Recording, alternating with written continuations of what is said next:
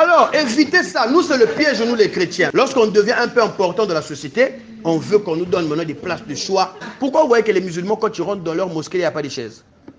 Je vous ai jamais posé la question. Ça, c'est les musulmans. Hein. Mais dans leur culture musulmane, lorsqu'on rentre dans la mosquée, vous ne remarquez pas qu'ils laissent tous les sandales dehors? Quand tu vas à la mosquée, tu ne mets pas le Weston, on va te voler ça devant la porte là-bas. C'est un enseignement qui donne à tout le monde là-bas.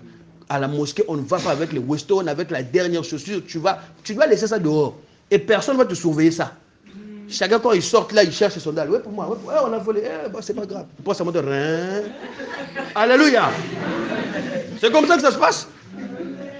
C'est un enseignement. C'est un enseignement.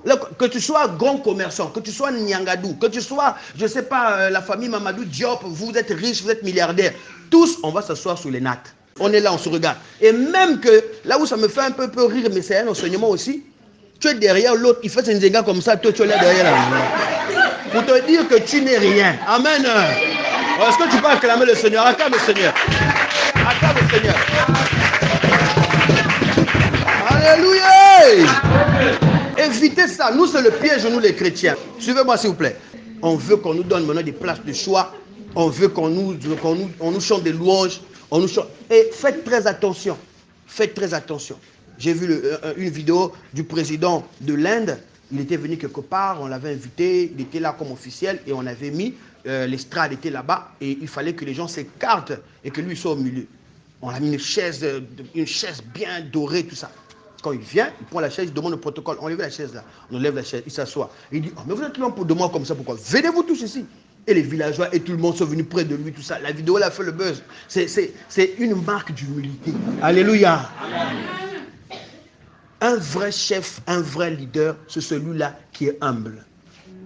On ne dit pas que, bon, comme toi tu es président, bon, viens rester avec nous dans la boue. Non, mais toi, d'abord, on doit sentir ton cœur est humble. Tu es avec les autres. Tu n'es pas les Mapeka, mon père, ma Paulin. Non, moi, je suis le prophète intel. Bien aimé, les apôtres sont en train de se disputer. Ah non, c'est moi. Ah, c'est moi. Le Seigneur dit que celui parmi vous, c'est celui-là qui sera appelé le plus grand parmi vous. Alléluia.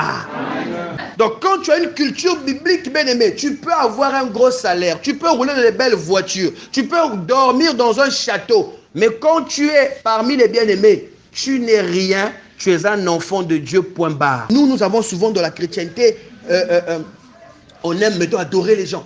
On aime maintenant même de nous-mêmes, on aime maintenant nous adorer nous-mêmes. On devient égocentrique. Donc tu es devant le miroir là, ah, prophète des nations, ah, pasteur intel, ah, sœur intel, j'ai beaucoup d'argent, j'ai beaucoup de moyens. Non, tous là nous sommes égaux.